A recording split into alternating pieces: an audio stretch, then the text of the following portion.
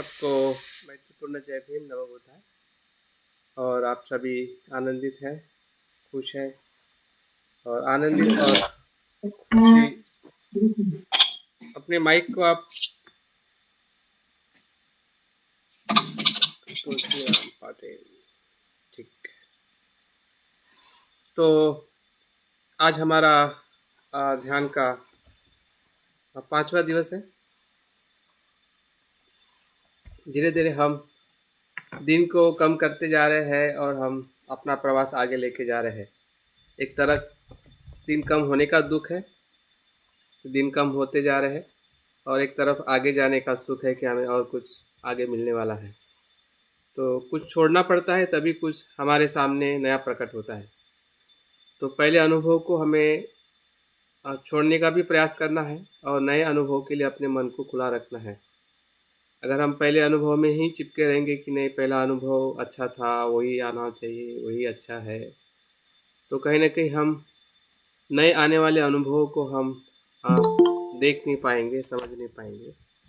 और यही बुद्धिज़्म हमें मतलब सिखाता है, और यही बुद्धिज़्म का संपूर्ण सार है कि सभी अस्तित्व जो है उत्पन्न होना और लय होना, इसी के साथ में उसका वजूद है, या वो पूरा जीवन का रहस्य है, जीवन का सत्य है। तो हमें अनेकों बार सीखा है, सुना है कि जीवन या संस्कार अनित्य है, अनात्म है, दुख है। तो सुन सुनकर हम मतलब ज्ञानी हो चुके हैं। हमारा मन जान रहा है, समझ रहा है कि जीवन अनित्य है, जीवन दुखमय है, जीवन मृत्यु की तरफ जा रहा है। हम एक ही यात्रा के मुसाफिर हैं। इस संसार में जो जन्म लेता है, तभी से हम मृत्यु की तरफ आगे बढ़ते जाते हैं। लेकिन इसी जीवन और मृत्यु के बीच में, या इस भव संसार में, भव सागर में, ऐसा भी एक पड़ाव है कि जो बुद्ध ने हमें खोज निकाला है कि आप सुखी और आनंदित रहने का भी अनुभव ले सकते हैं। तो वो अनुभव ही बुद्ध का सबसे बड़ी खोज है संसार में, कि संसार आग की तरह है। लोभ द्वेष मोह की आग बाहर भी जल रही है, समाज में, देश में, और भीतर भी जल रही है। हर एक मनुष्य हम अपने भीतर में लोभ द्वेष मोह की आग में जल रहे हैं।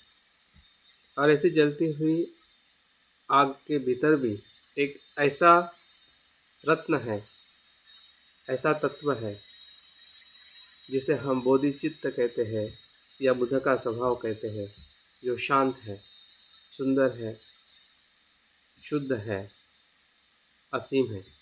तो ऐसे सत्य को हमें अनुभव करना है कि जो हमारे भीतर है। ऐसा कहते हैं कि जिस प्रकार से दलदल में से कमल खिलता है, या जो रत्न होता है वो खान में मिलता है, कोयले के खान में रत्न का निर्माण होता है, वैसे ही हमारा जो बोधिचित्त है अनेकों क्लेशों के भीतर, बुराई के भीतर वो छुपा हुआ है। तो हमें बुराई से नफरत नहीं करनी है, लेकिन बुराई को साथ में भी नहीं रखना है। ये बुराई से हमें डरना भी नहीं है। अगर हमारे मन में कोई विकार आता है और हमें भयभीत करता है, जिसे मार कहते हैं, तो उससे हमें डरना भी नहीं है और उसके चंगुल में भी नहीं फंसना है। यही बुद्ध का मध्यम मार्ग है। अगर डर गए तो वो तो डराते रहेगा और हम भटकते रहेंगे। अगर चंगुल में फंस गए तो वो तो उसके लिए तो अच्छा ही है, वो तो चाहता ही है कि तुम बुद्ध ना बने। तो बुद्ध ने मार की शक्ति, अकुशलता की शक्ति, या जितनी भी बुराई है, उसको बुद्ध ने बहुत अच्छी तरह से जान लिया, देख लिया और हमें बता दिया। और हमने भी अपने अभ्यास के माध्यम से कहने के उसको सुना है, पढ़ा है, जाना है। और हमारे जीवन के अनुभव में भी हमने देख लिया है कि जिसको मैं सुख कहता था, जानता था कि ये सुख है, वो सुख है, हाँ, बच्चे सुख है, पति पत्नी सुख है, धन सुख है, काफ़ी सुखों को हमने नाम दे दे के अनुभव कर कर के देख लिया कि वो सुख जैसा तो दिखाई देता है लेकिन भीतर में दुख ही दुख है। तो ये हमारा भी अनुभव है, जो बुद्ध का अनुभव है, और इसलिए हमने बुद्ध के अनुभव को भी अपना अनुभव ही समझना चाहिए, क्योंकि बुद्ध भी हमारे जैसे ही थे जब वो बोधिसत्व थे, जब वो बुद्धत्व प्राप्त नहीं किए थे, तो उनका भी मन हमारे जैसे ही लोभ द्वेष मोह में जल रहा था, भटक रहा था। तो बुद्ध का स्वभाव ही हमारा स्वभाव है। इसी बात को हमें बार बार समझना है, भले हम आनापानसति करें या मैत्री भावना करें। और आज हम शून्यता का ध्यान करने वाले हैं, जिसे हम अनात्म का ध्यान कहते हैं। इस शून्यता का ध्यान शब्द ही सुन के हमें कभी कभी हम संभ्रमित हो जाते हैं। शून्यता मतलब रिक्तता, मतलब कुछ नहीं है, लेकिन ऐसा उसका अर्थ नहीं है। शून्यता के अर्थ को हम थोड़ा देखेंगे और क्यों हमने ध्यान करना चाहिए और कैसे हम करेंगे। तो तीनों बातों को देखते हुए आज हम अपने ध्यान के विधि को हम शुरू करते हैं। तो शून्यता ये शब्द जो है काफ़ी प्रचलित कब हुआ है और इसका आधार क्या है, जिसे हम शून्यता कहते हैं।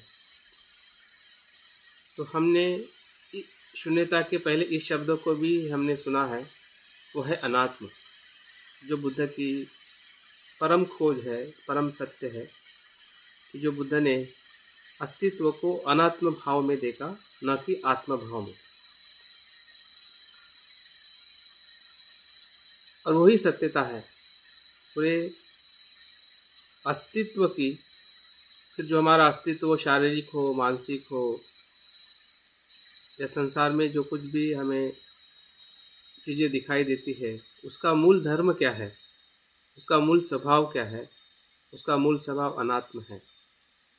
अभी अनात्म का सीधा और सरल अर्थ ये होता है कि कोई भी अस्तित्व, कोई भी बात, कोई भी घटना, कोई भी संबंध, कोई भी सुख और दुख, वो भूतकाल का हो, भविष्य का हो, वर्तमान का हो, हाँ?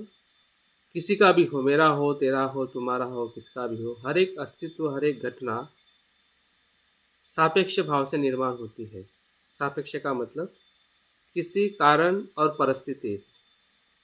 कोई भी घटना अपने आप में एक कारण से और स्वतंत्र रूप में अस्तित्व में ना होती है, ना आती है, ना रहती है, ना उसका वजूद है।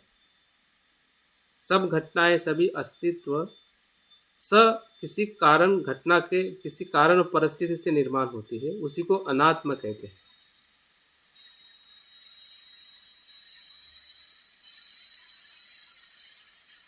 अगर हम समझ सकते हैं या हमें समझ में आ रहा है बौद्धिक तौर पे, तो उस बौद्धिक तौर की समझदारी के साथ हम भीतर जा सकते हैं, हमारे अनकॉन्शियस मन में, या पूरे जो हम उसका अवलोकन करने वाले हैं कि शून्यता का मतलब ही अनात्मता है।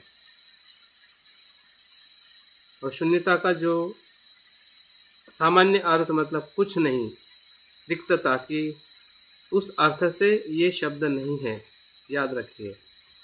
कभी कभी शब्द जो हम व्यवहारिक अर्थ में समझते हैं, उसी अर्थ से हम बुद्ध के शब्द को भी हम समझ लेते हैं, क्योंकि वो हमारी क्षमता है। हम क्या करें, हमें जो भाषा समझाई गई है उसी भाषा से तो आप बातों को समझोगे,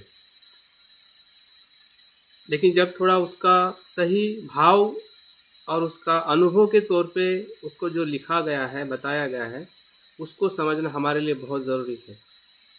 अन्यथा हम असही सत्य को, जो बुद्ध का सत्य है या हमारे जीवन का सत्य है, उसको हम खोज नहीं पाएंगे। क्योंकि सत्य ऐसा है,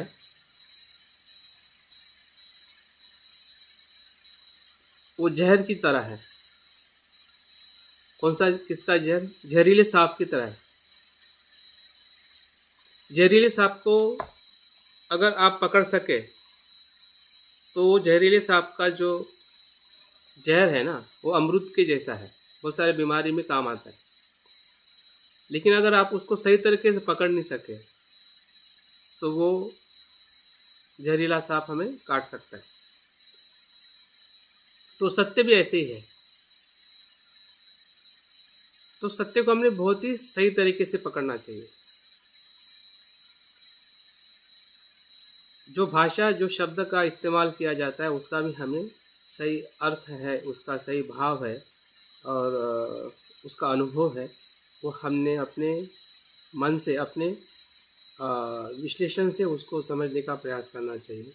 और बुद्ध ने जिस अर्थ से बताया है उस अर्थ को भी हमें समझने का प्रयास करना चाहिए, तभी जाके हम सत्य के बहुत समीप जा सकते हैं और सत्य का हमें साक्षात्कार हो सकता है। शून्यता का मतलब है कि किसी भी अस्तित्व, स्वतंत्र अस्तित्व नहीं है, जिसे आत्मा कहते हैं, जिसे नित्य कहते हैं।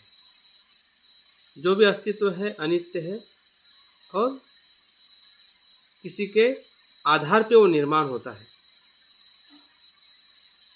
हर अस्तित्व का एक आधार है और ये सभी सभी वस्तुओं के लिए है। ये सिर्फ भौतिक वस्तु के लिए है और मानसिक के लिए नहीं, या मन के लिए है और शरीर के लिए नहीं, ऐसा नहीं। शरीर के लिए भी है और मन के लिए भी है और सभी संसार के सभी घटनाओं के लिए है। जो भी घटना घटित हो रही है वो सभी अनात्म भाव से घटित हो रही है या परिस्थिति के सापेक्ष होने के कारण ही दूसरी घटना घटित होती है। तो इसी को ही जानने को ही प्रज्ञा कहते हैं, इसी को ही बुद्धत्व कहते हैं, इसी को ही विमुक्ति का अनुभव कहते हैं। यही विमुक्ति दिलाती है हमें। इस भाव को जानना ही विमुक्ति के भीतर जाना है, इस भाव को समझना ही बुद्ध होना है। तो इतनी बड़ी बात इस शून्यता अनात्म शब्द के अंदर छुपी हुई है और उसकी खोज हम कैसे करें और क्यों करें। बुद्ध ने ये दर्शन हमें इसलिए दिया है क्योंकि हमारी जो स्व की आसक्ति है उससे हमें छुटकारा पाना है। क्यों? क्योंकि आसक्ति के कारण ही हम दुखी हैं। जो दूसरा आर्य सत्य है क्या बताता है कि हमारी तृष्णा आसक्ति के कारण ही हम दुखी है। संसार का दुख इसलिए है क्योंकि हम उससे आसक्त हैं, और आसक्त इसलिए है क्योंकि हम संसार को जैसा है वैसा नहीं देखते हैं। संसार कैसा है? संसार अनित्य है, हम नित्य मानते हैं। संसार दुख है, हम उसे सुख मानते हैं।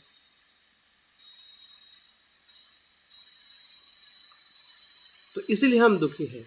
तो ये ध्यान या इसका जो अनुभव जो है वो हमें सभी प्रकार की आसक्तियों से, और हमारा जो मूल स्वभाव है, तो फिर हमारे जीवन में क्या है। अगर सब कुछ आसक्ति है, सब कुछ दुख है, तो हमारे जीवन में क्या है, तो उसका भी हमें अनुभव होगा कि हमारा जो जीवन जो है आसक्ति का जीवन नहीं है, अनासक्ति का जीवन है। हमारा स्वभाव शुद्ध है, हमारा स्व क्या है? बुद्ध है। इसका भी अनुभव होता है। एक तरफ नहीं होने का अनुभव होता है, एक तरफ होने का अनुभव होता है कि हम क्या है, हम आसक्त नहीं हैं। हमारा स्वभाव आसक्त होना नहीं है, हमारा स्वभाव बुद्ध होना है। तो मैं कौन हूँ? जैसे कि हम अज्ञान में देखते हैं तो हम संसार को मैं समझते हैं। जब हम सच्चे मैं को देखते हैं तो हम अपने आप को बुद्ध समझते हैं। और बुद्ध होने का मतलब क्या है? शुद्ध होना। मतलब शुद्ध स्वभाव को हम अपने शुद्ध स्व को जानते हैं। दोनों बातों का हमें इसमें दर्शन होता है। दोनों बातों से हम वाकिफ हो जाते हैं कि सही अर्थ में मैं कौन हूँ। इसका मतलब शून्यता का मतलब कुछ नहीं है, ऐसा नहीं है। रिक्तता नहीं है, वो व्यापकता है, अनंतता है। हम हमारे एक अनंत स्व को देखते हैं। हाँ, सभी मर्यादा से उठा हुआ स्व जो है या मैं जो है, हाँ, जिसमें अहंकार नहीं है, जिसमें मैत्री ही मैत्री है, करुणा ही करुणा है, ऐसे स्व के संपर्क में आते हैं जिसे हम बुद्ध कहते हैं। इसके लिए इसकी साधना, इसका अभ्यास, जिसे हम प्रज्ञा का अभ्यास कहते हैं या इसी को ही हम विपश्यना भी कहते हैं, हाँ, इसी को ही हम शून्यता का ध्यान कहते हैं। और हम कैसे करेंगे? तो इसमें हमें 3 बातों का ध्यान रखना है, या 3 बातों से हम इसको देखने वाले हैं। बुद्ध ने भी पहला उपदेश देने के बाद में जो दूसरा बुद्ध ने उपदेश दिया था वो है अनात्म लक्षण का। तो अनात्म लक्षण सूत्र के अंदर बुद्ध ने पंच स्कंदों को देखने का जो तरीका बताया है वही इस ध्यान का हमारा तरीका है। बुद्ध ने 5 जो हमारे स्कंद जो है वो कैसे अनित्य, अनात्म और दुख है उसका विश्लेषण करके हमें उसकी विधि बताई है, जिससे हम अपनी पूरे पंच स्कंदों को खुद उसका विश्लेषण करके देखें कि सही में वो है क्या या नहीं है। हम खुद आत्म परीक्षण करेंगे तभी हमारा जो स्व का सही स्वभाव हमारे सामने प्रकट होगा।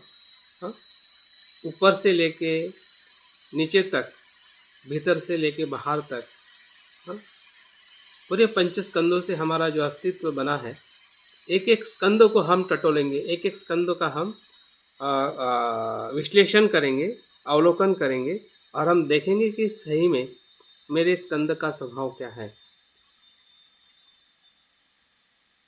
और उसी का ही नाम है शून्यता ध्यान या अनात्म का ध्यान, कि हमारे अनात्म भाव को हमें खोजना है कि सही में मैं अनात्म हूँ या आत्मा हूँ। किसी के कह देने से सिर्फ मान लेना कि मैं आत्मा को नहीं मानता हूँ, इससे हम बुद्ध नहीं बनेंगे।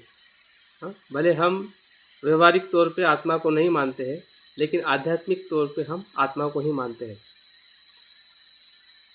और उस आध्यात्मिक तौर पे जो आत्मा को मानने का हमारा जो दृष्टिकोण जो है वो अज्ञान के कारण है, उसी को हमें तोड़ना है, उसी को तोड़ते हुए देखना है।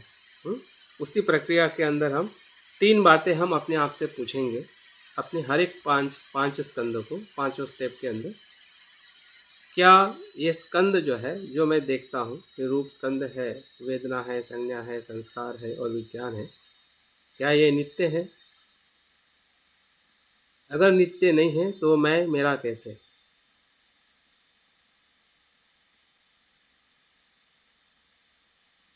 दूसरा प्रश्न पूछना है कि क्या इसको मैं नियंत्रित कर सकता हूँ, होता है,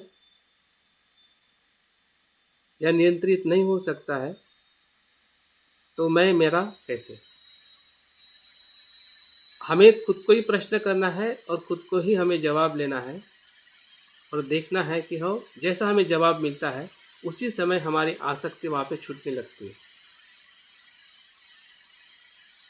छूटने उससे मुक्त होने का हमें अनुभव आएगा कि मैं तो ऐसा नहीं हूँ, मैं ऐसा मानता था क्योंकि मैं जानता नहीं था, अभी तो मैं जान रहा हूँ। ध्यान की प्रक्रिया से, सजगता से देख रहा हूँ, मैं खुद देख रहा हूँ, मैं खुद पूछ रहा हूँ, खुद मैं अवलोकन कर रहा हूँ और मुझे समझ में आ रहा है कि ऐसा नहीं है। तो बस वही आपके शून्यता का अनुभव है। आप जान पा रहे हैं कि सच्चे अर्थ में आपका हमारा स्कंद का स्वभाव क्या है। फिर तीसरा प्रश्न पूछना है कि क्या ये मेरा स्कंद जो है सुख देने वाला है या दुख देने वाला है? तो हमें दिखाई देगा कि अंतिमता वो दुख देने वाला है। दिखने में सुख दिखाई देता है, लेकिन धीरे धीरे अगर उसको हम प्रश्न पूछते रहेंगे, हाँ, तो हमें लगेगा कि इसमें वो सुख नहीं है जिस सुख की मैं तलाश कर रहा हूँ। मेरा मन जिस सुख को चाहता है ये वो सुख नहीं है। तो उस सुख के पीछे भागने का जो हमारा इरादा है उस कंधों को लेके, हाँ, वो भी छूट जाएगा और हम परम सुख के भीतर चले जाएंगे। क्योंकि परम सुख ऐसी कोई जगह नहीं है कि जहाँ पे आप इस सुख को वहाँ पे लेके जाओगे, ये छूटेगा तभी वो मिलेगा। संसार का सुख अगर आप नहीं छोड़ेंगे और बोलेंगे मुझे निर्वाण भी चाहिए, तो ऐसा कोई सुख नहीं है। पंचस्कंदों के पीछे हमारा जो सुख हम ढूंढ रहे हैं अज्ञान के कारण, हाँ, उसका छूटना ही निर्वाण के भीतर जा वही निर्वाण है, ऐसा कह सकते हैं। उसका अनुभव ही निर्वाण या परम सुख का अनुभव है। तो तीनों सवाल से ही हमें अपने पांचों स्कंदों को हम इंक्वायरी करेंगे, विवेचन करेंगे और देखते हैं कि ये ध्यान हमारे आध्यात्मिक अनुभव के स्तर में हमें और आगे ले जाने के लिए हमें मदद करेगा। तो मैं उम्मीद करता हूँ कि जो बातें मैंने बताई है, इतनी बातों से आप इस ध्यान के भीतर जाने के लिए उपयोगी है। तो आप आपकी बैठक ठीक कर लीजिए। अभी हम ध्यान के सराव की तरफ बढ़ते हैं।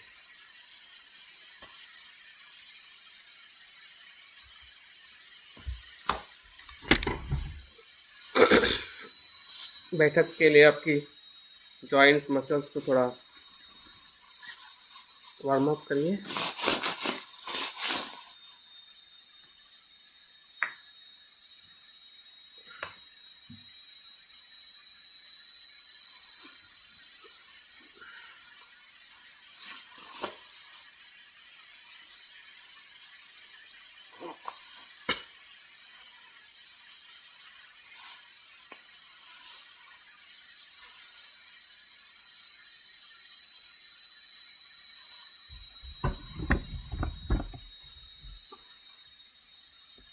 देखिए आपका शरीर और आपकी बैठक सुखद है,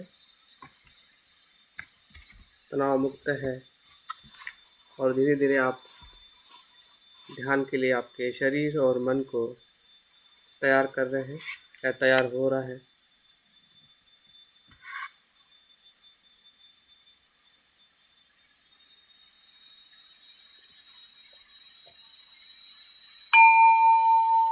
आंखें बंद करें धीरे धीरे।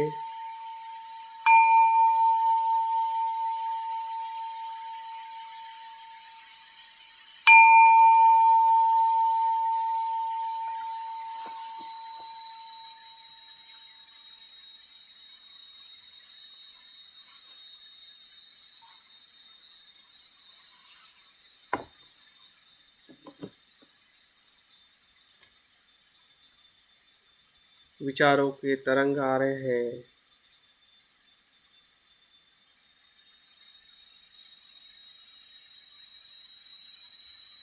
चले जा रहे हैं। जागृति बनाए रखें।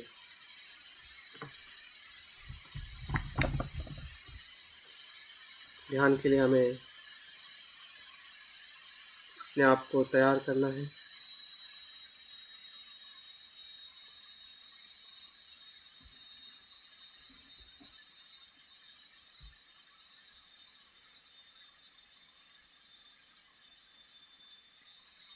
आने वाले विचारों में काम छंद के साथ साथ धम्म छंद भी उत्पन्न हो रहा है। धम्म के प्रति, ध्यान के प्रति हमारी रुचि हम देख पा रहे हैं। भले कितनी भी मन में बाधाएं आ रही है, फिर भी कुछ अच्छा भी हमारे मन में उत्पन्न हो रहा है।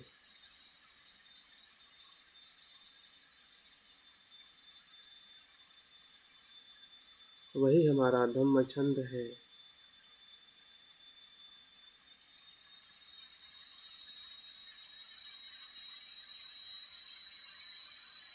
वही बुद्ध का मार्ग है जो बुद्ध ने पाया है, वो मैं भी पा सकता हूँ।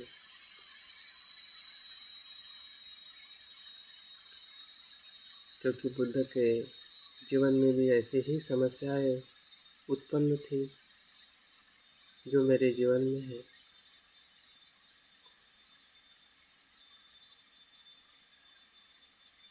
इसलिए बुद्ध मेरे आदर्श है।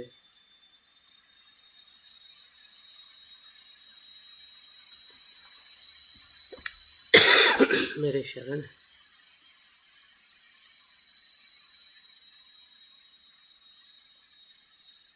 जिस पथ पे बुद्ध चले, जो मध्यम मार्ग है,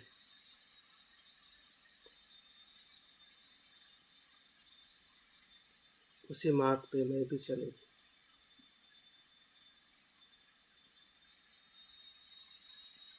यही मेरा धम्म शरण है।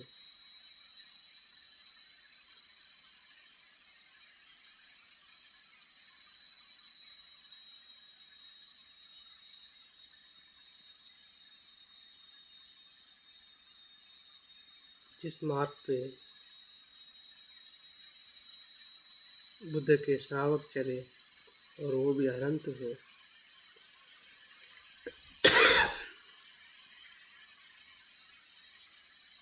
हम सभी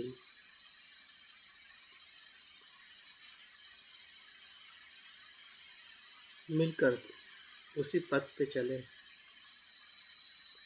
ये मेरा संग शरण।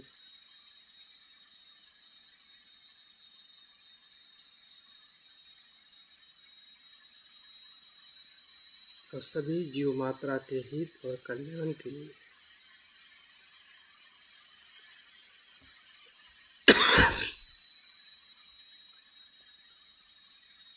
मैं इस ध्यान का सराव कर रहा हूँ।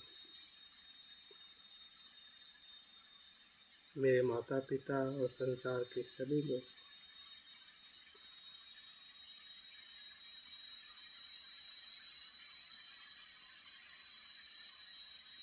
इससे लाभान्वित हो।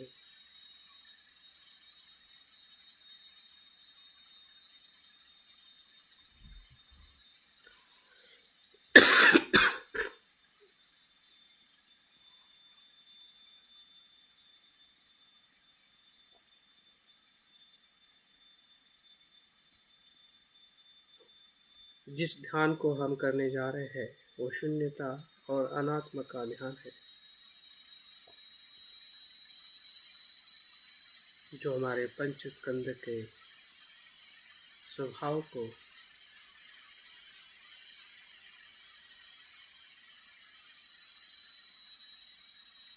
जैसा है वैसा देखने का सराव और हमारी स्व की आसक्ति है उससे मुक्त होने का उद्देश्य या हेतु से हम ये ध्यान सीख रहे हैं, कर रहे हैं।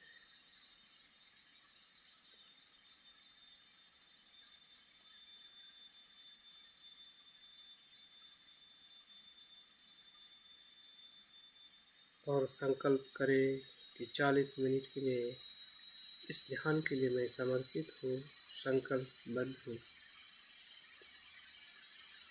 भले मेरे शरीर में तनाव हो, दर्द हो, मन में आने वाले विचार जैसे वैसे भी हो, फिर भी मैं ध्यान का सराव करते रहूं।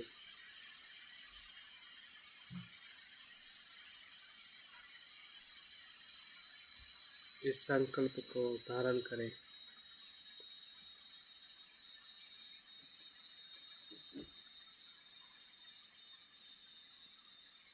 और ध्यान के पहले चरण में हम प्रवेश करते हैं।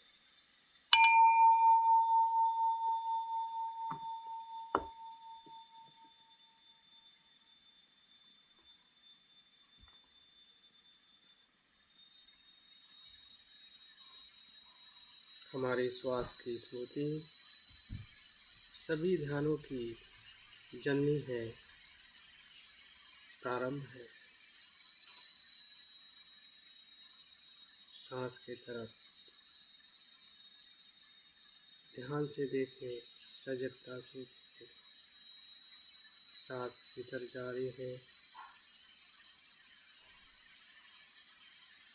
और हम जान रहे हैं सांस भीतर जा रही है, बाहर आ रही है और हम जान रहे हैं सांस बाहर आ रही है।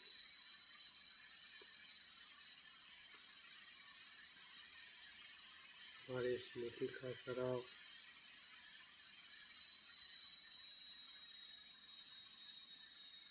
इसी सांस के स्मृति से होता है।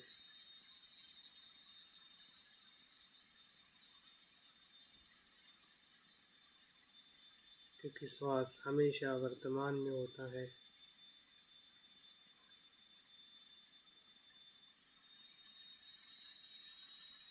और सजगता भी वर्तमान में ही होती है।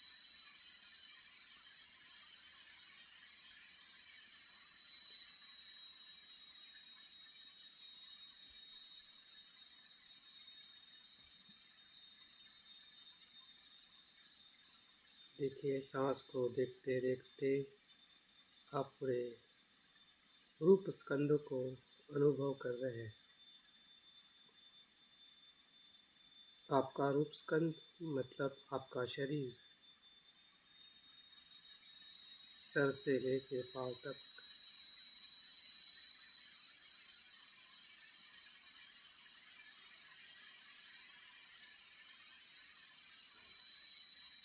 जैसा हम सांस का अवलोकन कर रहे हैं, वैसे ही हम पूरे शरीर को सजगता से देख रहे हैं।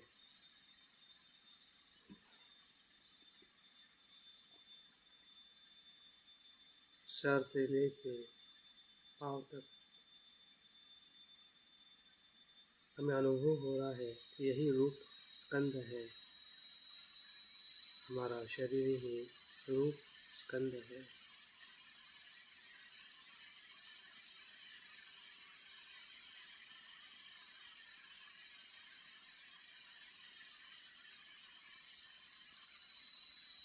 तो रूप स्कंद क्या है? अपने आप से प्रश्न पूछे।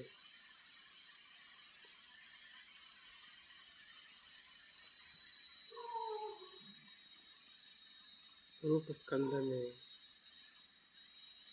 कौन से घटक आते हैं जिससे मेरा शरीर बनता है और उसे मैं अनुभव कर रहा हूँ।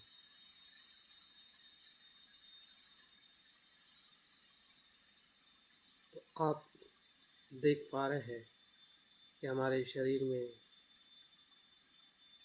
जो कुछ भी कठिन है, कठोर है,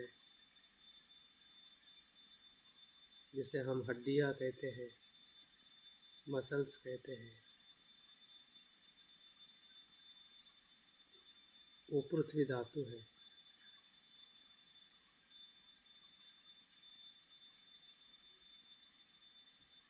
अभी हम हमारे स्कंद का ही अवलोकन कर रहे हैं, जिसे मैं मेरा रूप कहता हूँ,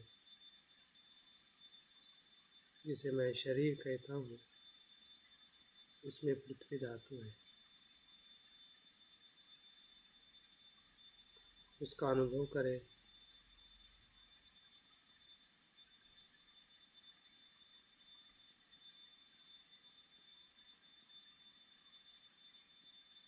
और ये भी समझे कि ये पृथ्वी धातु कैसे बनती है।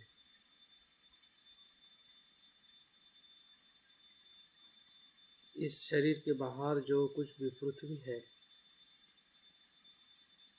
वहाँ से उत्पन्न होने वाला भोजन ही हमारे इस पृथ्वी धातु को बनाने के लिए आधार है।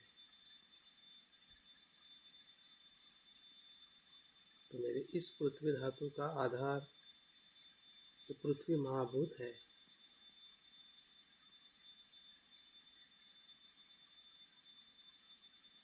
वो होने से ये है।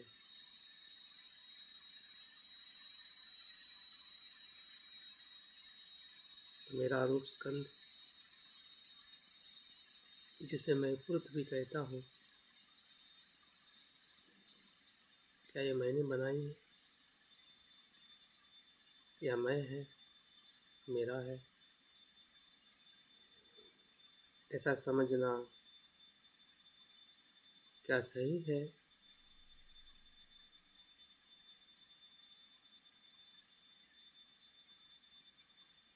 या नहीं?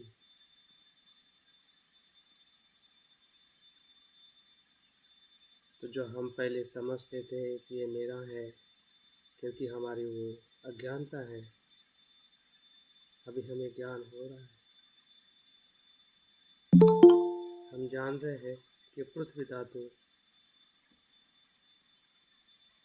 ये मेरा नहीं है।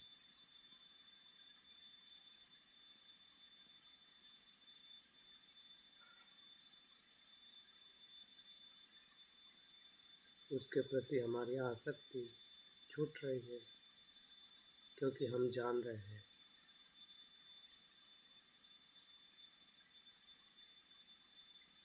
और जो जान रहे हैं वही हमारा शुद्ध स्वभाव है।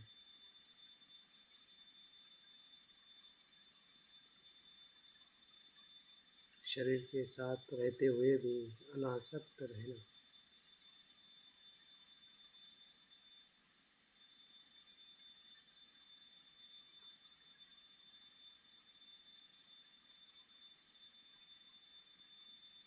जैसे हमने पृथ्वी धातु को देखा, वैसे आप धातु को भी देखें। शरीर में जो कुछ भी तरल पदार्थ है वो सभी प्रवाहित है। रक्त, पानी,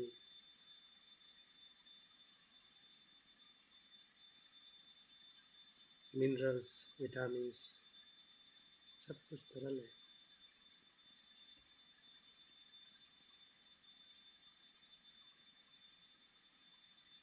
उस धातु का आधार भी आप महाभूत है।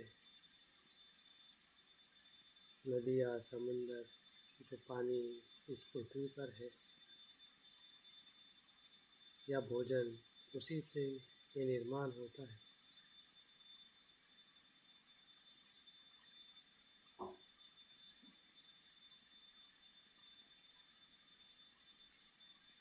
इसके प्रति भी हमारा स्व छूट रहा है, क्योंकि हम समझ रहे हैं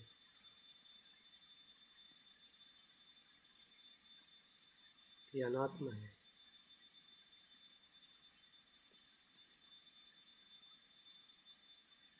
वो स्वतंत्र नहीं है, वो आधारित है,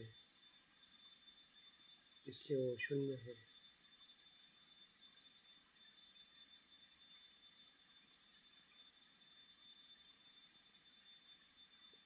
हमारे तेज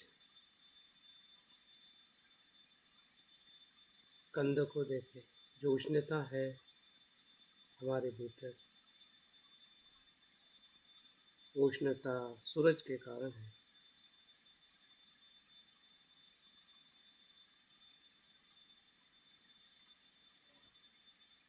जिसे हम तेज महाभूत कहते हैं।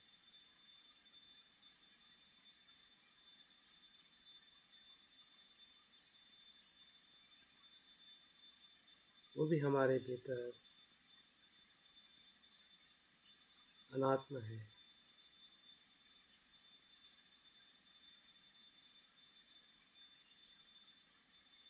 जो वायु है, जो क्षण प्रति क्षण हम ले रहे हैं और छोड़ रहे हैं,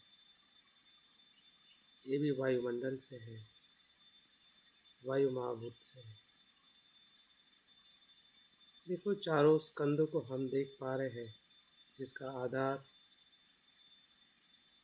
हमारे शरीर के बाहर जो महाभूत है, पृथ्वी, आप, तेज, वायु, उससे हमारा ये रूप जन्म धारण करता है माँ के गर्भ में, और उसके बाद भी हम निरंतर इसी से जीवित रहते हैं। अभी भी हम उसी से जीवित हैं। जब तक जीवन है, इसी के आधार पे है।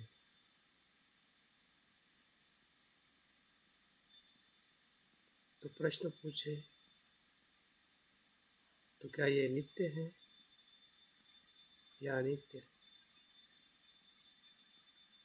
क्या इसे मैं नियंत्रण करता हूँ, मेरी इच्छा से होता है? पूछिए अपने शरीर से, रूप से, किसी भी शरीर के अंग से जिससे हमारी आसक्ति है, जिसे हमने पकड़ के रखा है। हमारे रूप को हमने पकड़ा है। हमें लगता है कि हमारा रूप हमेशा युवा रहे, बूढ़ा ना हो, रोगी ना हो, अशुद्ध ना हो।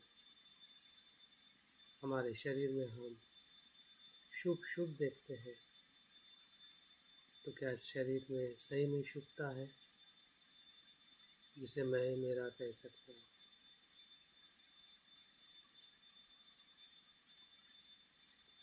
या मेरा भ्रम है, आसक्ति है, और आसक्ति टूटते जा रही है, क्योंकि हम देख रहे हैं कि पूरे इस शरीर और रूप में आँख से लेकर मस्तिष्क से लेकर शरीर के किसी अंग में भी, किसी तत्व में भी ऐसा नित्य नहीं है जिसको मैं मेरा कह सकता हूँ। अगर है तो ढूंढिए।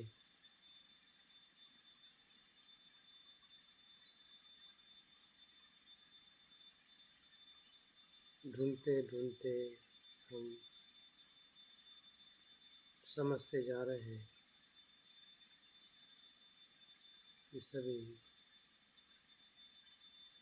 रूप स्कंद, पृथ्वी, आप, तेज, वायु, इसी संयोग से हमारा शरीर बनता है, नष्ट होता है, उत्पन्न होता है, लय होता है, उत्पन्न। ये निरंतर प्रक्रिया चलते आ रही है। इस क्षण में भी वही प्रक्रिया घटित हो रही है, उसे हम देख पा रहे हैं।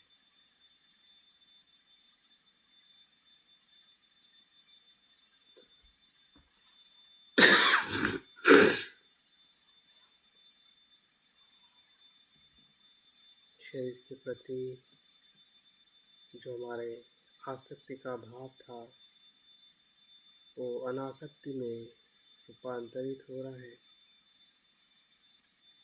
और हमारे स्व का अनासक्त रूप हमें दिखाई दे रहा है।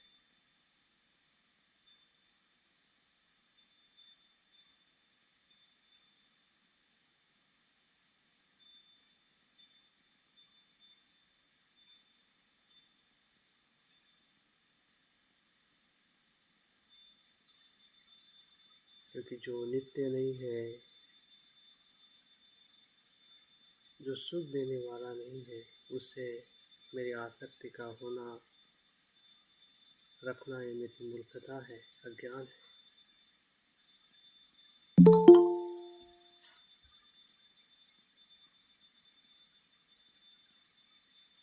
उस अज्ञान को मैं टूटते हुए देख पा रहा हूँ,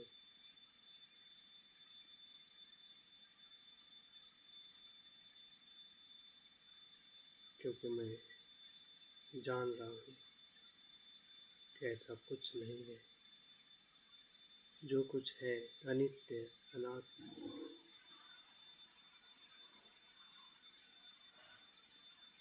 शून्यता है।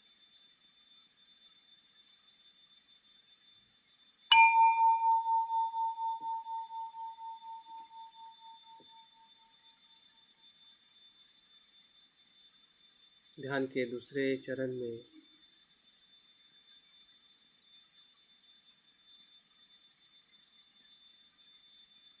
वेदना स्कंद को महसूस करें, जो इसी शरीर और मन में जो स्पर्श हो रहा है, उसी स्पर्श से वेदना स्कंद क्षण प्रति क्षण उत्पन्न हो रहा है।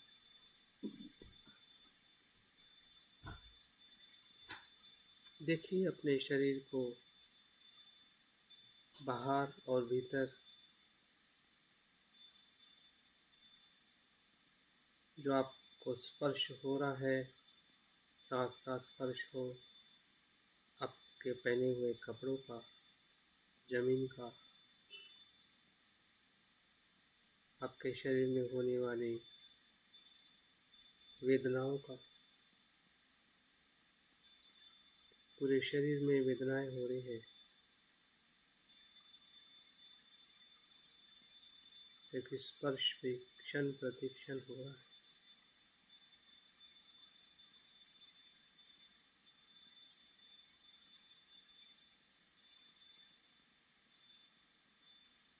वो सुखद है या दुखद, कुछ वेदनाएं सुखद हो रही है, कुछ वेदनाएं दुखद। हो सकता है कि पैर की तरफ हमारी वेदनाएं दुखद हो, लेकिन और किसी जगह पे सुखद। पूरा शरीर वेदना स्कंद को निर्माण कर रहा है।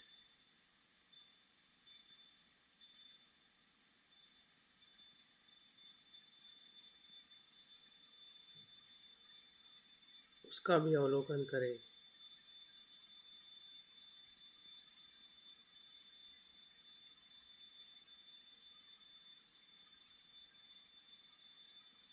क्या सुखद वेदना को हम नियंत्रित कर सकते कि वो हमेशा सुखद रहे? क्या दुखद वेदना को हम नियंत्रित कर सकते हैं कि वो ना हो? या ऐसी कोई तटस्थ वेदना भी जिसके प्रति हमें कुछ भी समझ नहीं है, ऐसी वेदनाएं भी निर्माण होगी।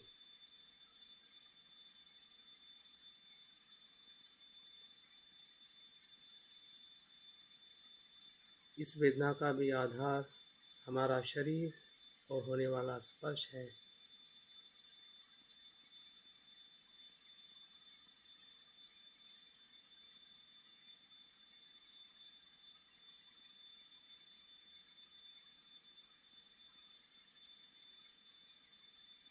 वो अपने आप में घटित नहीं है, वो नित्य नहीं है। अपने आप से अवलोकन करें, क्या वो नित्य है?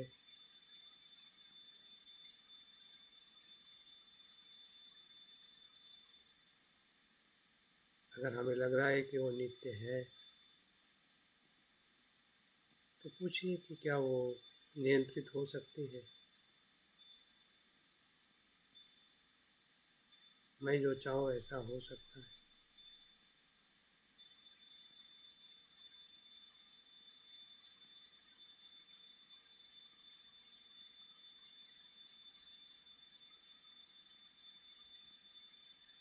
अगर नहीं, इसका मतलब वो अनित्य है, और जो अनित्य है ना वो मैं हूँ ना मेरा है। वो क्षण के लिए उत्पन्न हो रही है और चले जा रही है।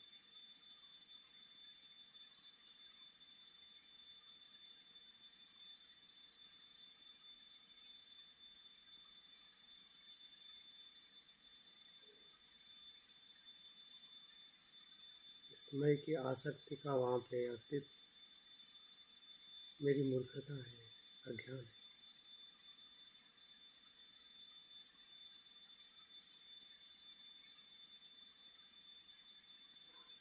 जो शरीर में वेदनाएं हो रही है, वैसे ही मन में भी वेदनाएं आ रही है,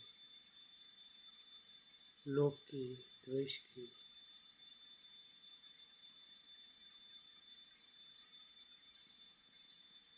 उस वेदना को भी महसूस करें जो हमें पसंद है और उससे हमें लोभ निर्माण होता है। जो नापसंद है उससे हमें द्वेष उत्पन्न हो रहा है।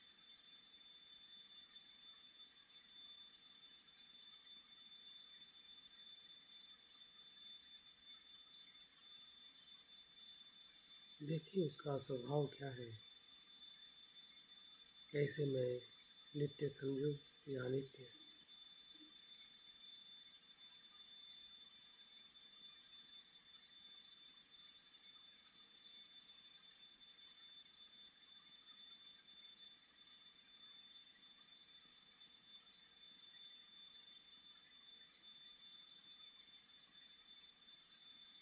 वो वेदना भी क्षण प्रतिक्षण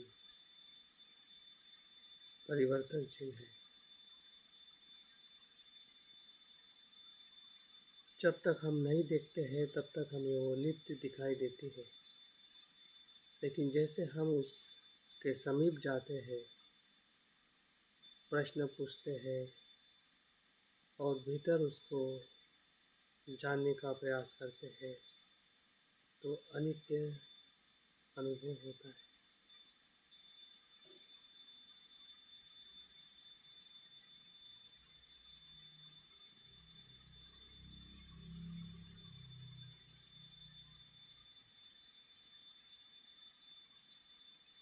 जो अनित्य है वो अनात्म है, और जो अनात्म है वो अंतिम सुख देने वाला नहीं है,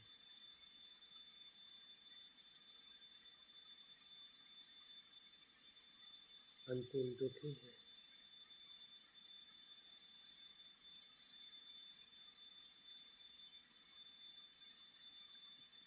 वेदना स्कंद के प्रति भी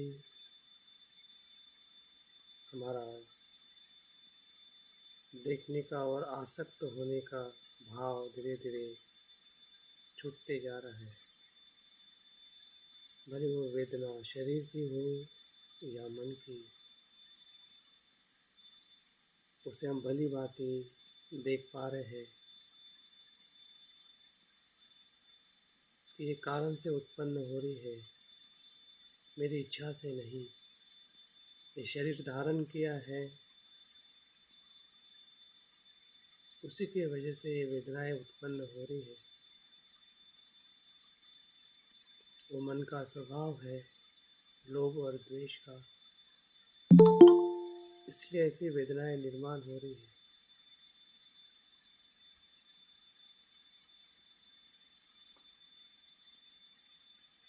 उसको मैं समझना ये मेरी मूर्खता है।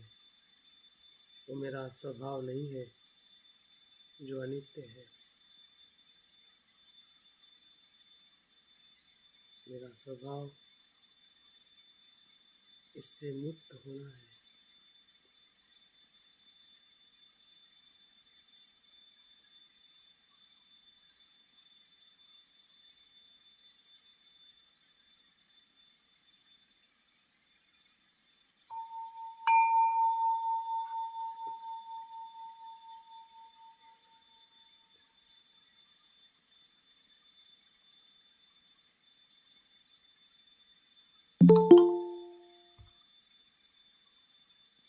देखिए, हमारा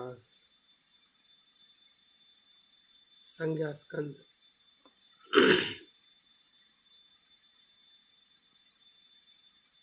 जो हमारे अनेकों विचारों के माध्यम से वजूद मौजूद है, शब्दों से मौजूद है, जिस को भी हम नाम देते हैं वो सभी संज्ञाएं हैं।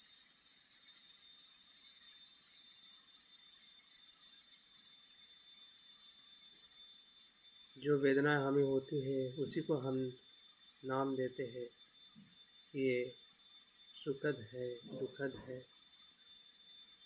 ये पसंद है, नापसंद है, ये मेरा है, ये मेरा नहीं है।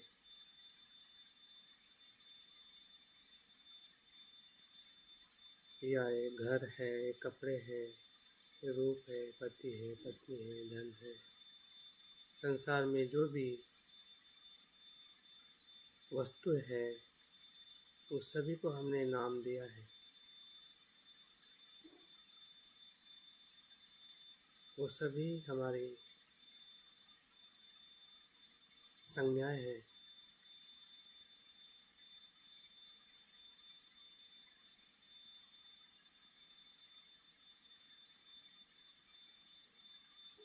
वही संज्ञा स्कंद है जो 6 इंद्रियों से स्पर्श होके जो वेदनाएं निर्माण होती,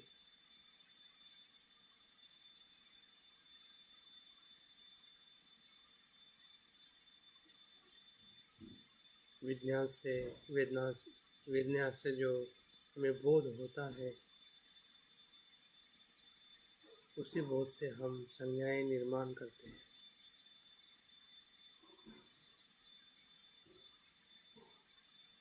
क्या वो संज्ञा अपने आप में निर्माण हो रही है?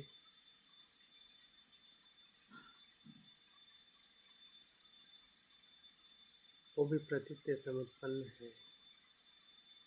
वेदना होने से ही संज्ञा होती है।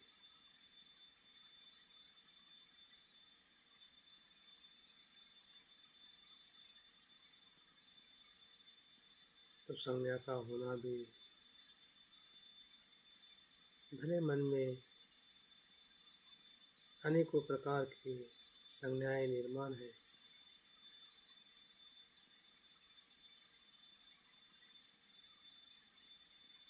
क्या वो नित्य है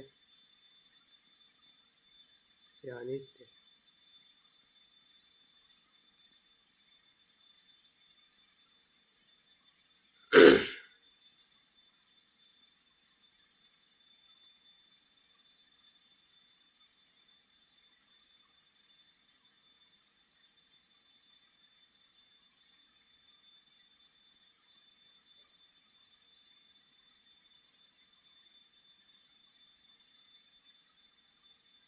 जिसकी वेदना ही अनित्य है, तो वहाँ से निर्माण होने वाली संज्ञा भी अनित्य है।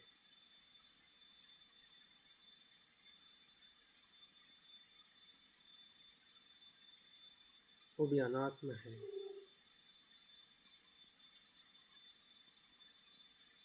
वो भी संपूर्ण सुख देने वाली नहीं है,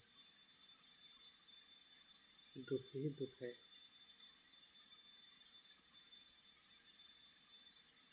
और ऐसे दुख को मैं कैसे कहूँ कि मैं हूँ, मेरा है?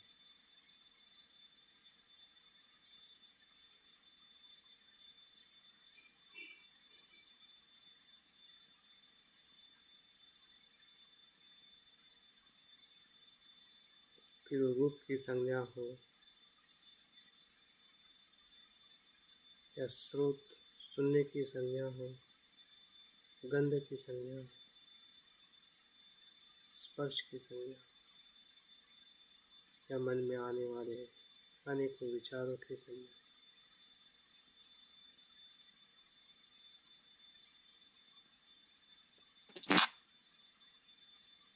क्या मैं उस संज्ञा को नियंत्रित कर सकता हूँ? क्या मेरी वो इच्छा से निर्माण होती है? क्या उसे मैं नियंत्रित कर सकता हूँ? तो हमें दिखाई दे रहा है ये प्रतीत्य समुत्पन्न है। इसमें मैं उत्पन्न करने वाला ऐसा कोई नहीं हूँ, तो मैं क्यों आसक्त रहूँ?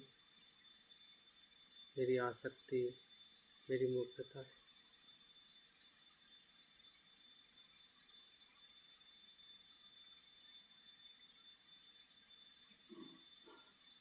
तो हम संज्ञा स्कंध को भी हम शून्यता में देख रहे हैं।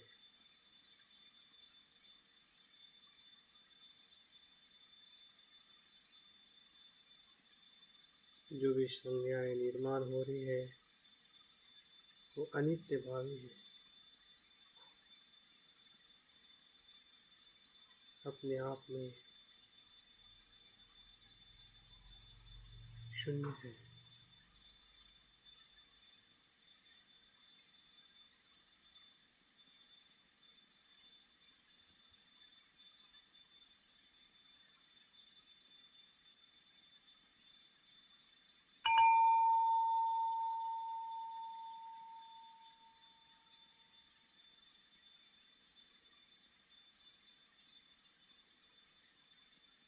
चौथे स्तर में हमें अपने संस्कार को देखना है।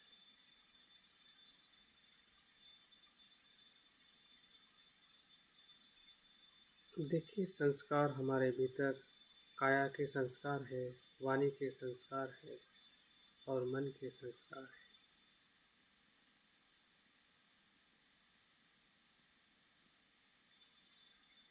जो काया के संस्कार जिस प्रकार से पत्थर पे हम लकीर करते हैं उसके जैसे है, जो शरीर में उत्पन्न होते हैं और अनेक समय तक वो उसका गहरा भाव अनुभव होता है। हमारे कर्म के संस्कार जो शरीर से करते हैं, अकुशल या कुशल,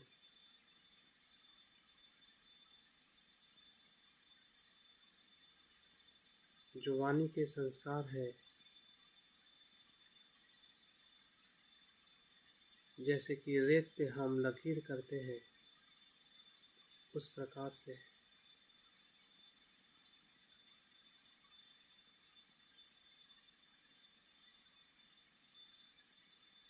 और मन के संस्कार जैसे हम पानी पे लकीर करते हैं, इतने समय में वो उत्पन्न होते हैं और नष्ट होते हैं।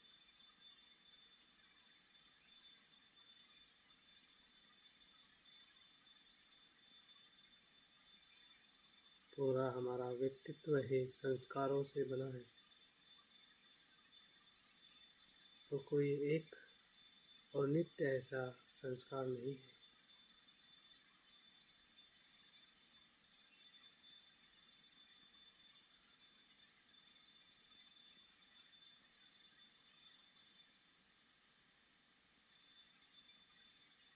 वो शरीर का हो, वाणी का हो या मन का, सभी संस्कार अनात्म है, क्योंकि किसी के कारण उत्पन्न होते हैं। हमारे पूर्व कर्म और वर्तमान के कर्म से ही उत्पन्न होता है।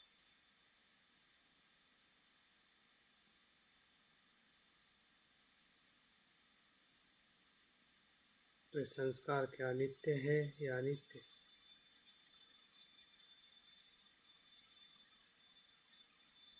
जब उसे हम नहीं देखते हैं तो वो नित्य दिखाई देते हैं। अभी हम अवलोकन कर रहे हैं, सजगता से देख रहे हैं कि जो कुछ भी संस्कार है वो कुशल हो या अकुशल, वो मैं नहीं हूँ। अगर हूँ तो क्या मैं उसे नियंत्रित कर सकता हूँ? क्या मैं संपूर्ण सुखी हो सकता हूँ? ऐसा कोई संस्कार है जो नित्य है?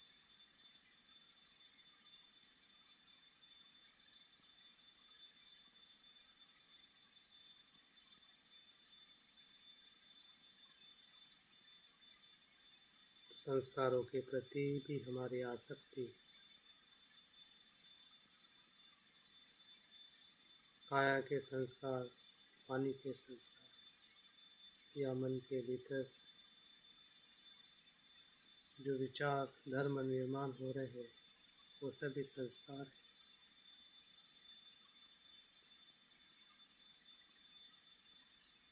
पूर्व किए हुए कर्मों का परिणाम।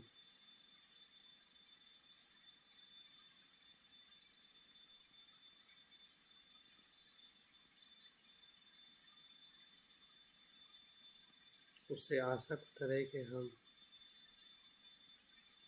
दुखी हो सकते हैं, सुखी नहीं। अनुभव करें, देखें,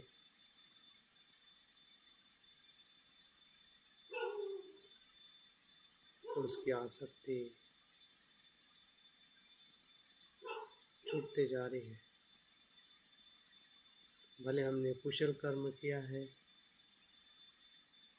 वो भी अनित्य है, उसके प्रति भी आसक्ति दुखदायक है।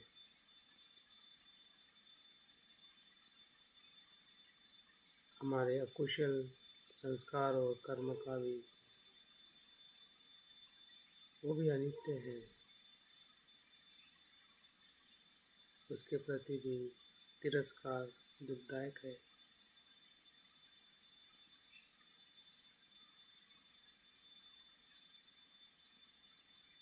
तो इस संस्कार स्कंदों को हम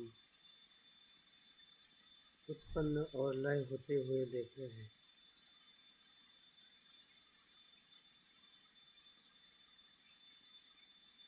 और देखते देखते हमारी आसक्ति छूटती जा रही है।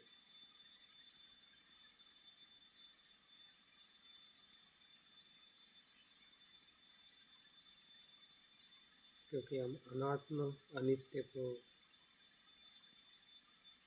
सजगता से अवलोकन करते हुए, विश्लेषण करते हुए देख पा रहे हैं।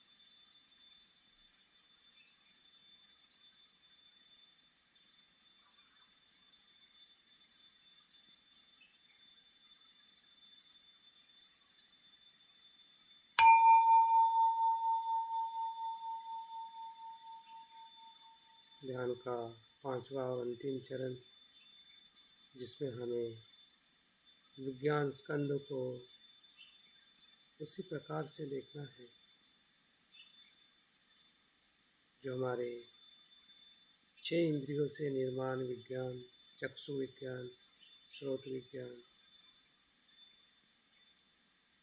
नाक से गंध विज्ञान, जीभ से स्वाद विज्ञान, काया से काया विज्ञान, मन से मन, ये भी अपने आप में अनात्म है। विषय के संपर्क आने से ही विज्ञान उत्पन्न होता है। जैसे कि अभी आपकी आंखें बंद है तो चक्षु विज्ञान उत्पन्न नहीं है, मनोविज्ञान उत्पन्न है। आप कान से सुन रहे हैं तो श्रोत विज्ञान उत्पन्न हो रहा है। अगर मैं बोलूँ ही नहीं तो वो विज्ञान भी हमारा शांत है।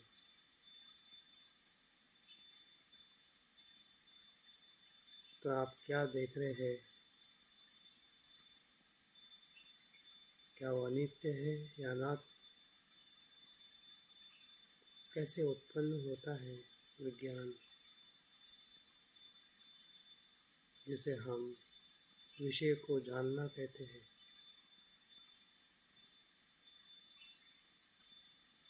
विज्ञान का अर्थ ही विषय को जानना,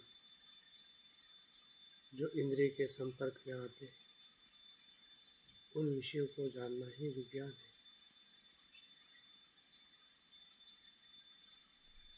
क्या ये हमारे हाथ में है या परिस्थिति सापेक्ष? आवाज़ कुछ भी आ सकती है, कहीं से भी आ सकती है।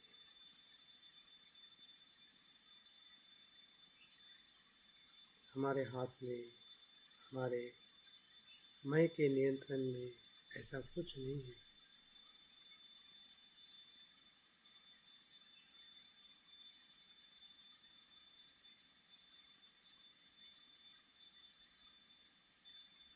सब अनित्य अनात्म है।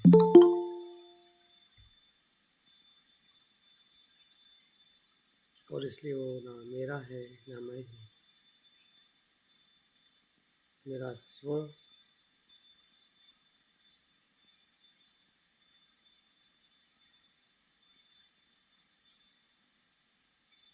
आसक्त होने का नहीं है या उसे तिरस्कार करने का भी नहीं। मेरा स्व तो शुद्ध है, अनात्म है।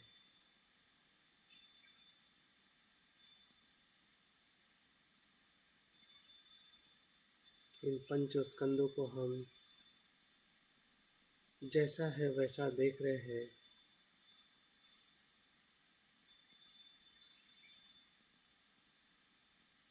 कि वो अनित्य है, अनात्म है और अंतिमता वो दुख दुख देने वाला है। तो ऐसे पंच स्कंदों में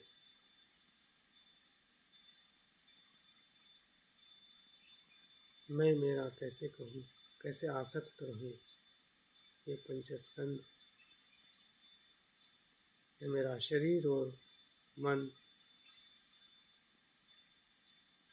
अनासक्त भाव है। आसक्ति मेरी अज्ञानता के कारण है। मैं दोनों अनुभव देख पा रहा हूँ कि जब मैं आसक्त रहता हूँ तो मैं दुखी रहता हूँ।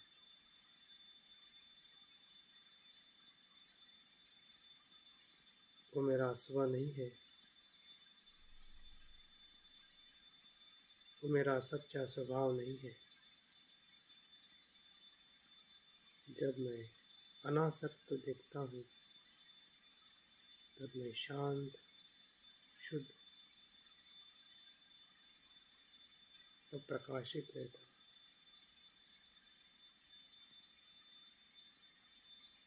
सच्चा स्व मेरा अनासक्त है,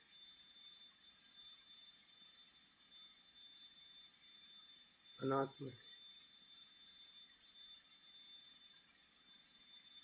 अनंत है, सभी संसारों से मुक्त है।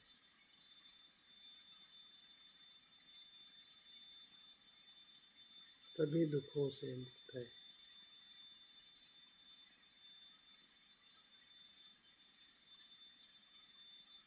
क्योंकि ऐसा कुछ नहीं है कि जिसे मैं पकड़ सकता हूँ या जो मुझे पकड़ सकता है। क्योंकि मूल स्वभाव में सभी अस्तित्व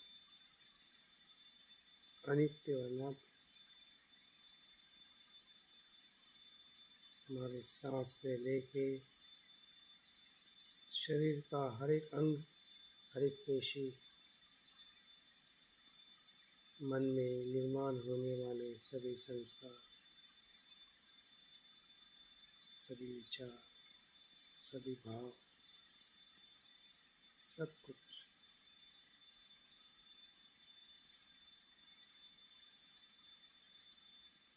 अनात्म भाव।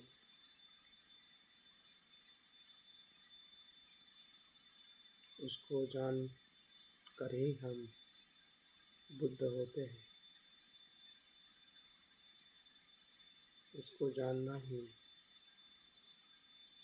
बुद्ध को जानना है। हमारे स्वयं के बुद्ध को, जो इसी पंचस्कंद के भीतर छुपा है।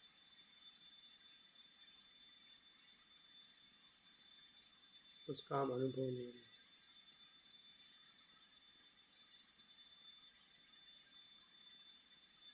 शून्यता,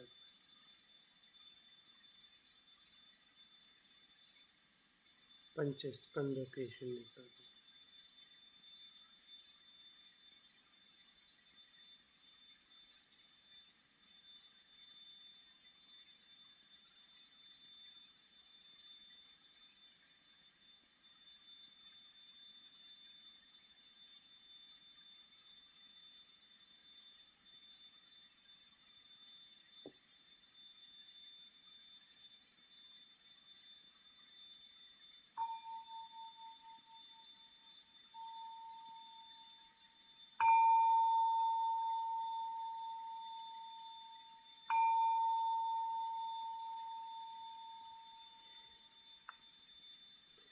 धीरे धीरे ध्यान को समापन की तरफ लाइए और अवलोकन करें कि हमारे 5 स्कंद, जिसे हम शरीर और मन कहते हैं, उसका जो हमें सच्चा दर्शन हुआ है कि वो अनात्म है, अनासक्त है और हम दुखों से मुक्त होना हमारा स्वभाव।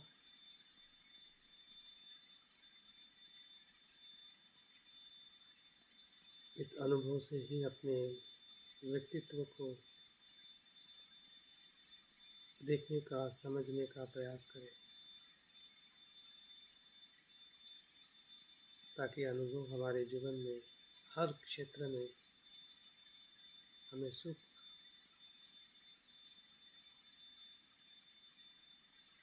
और विमुक्ति का अनुभव कराए।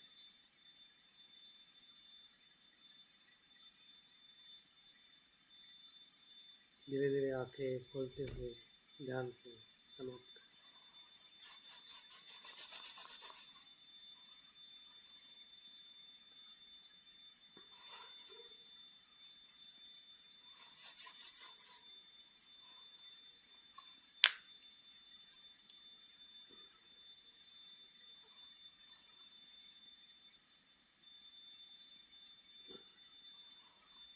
तो आपके आज के सत्र में आप लोगों का स्वागत करते हुए मैं यहाँ पे अपनी बात पूर्ण करता हूँ। और मैं उम्मीद करता हूँ कि ध्यान से हमें कुछ न कुछ अपने तरफ देखने का जो नज़रिया है कि हम अपने आप को नित्य देखें या अनित्य, आसक्त देखें या अनासक्त, दोनों पहलू को हमने कुछ प्रमाण में हमने ज़रूर अनुभव किया है और हमारा मार्ग इसी अनुभव से आगे जा सकता है और हम अपने आप को बुद्ध होने की तरफ अग्रसर कर सकते हैं। धन्यवाद। जय हिंद।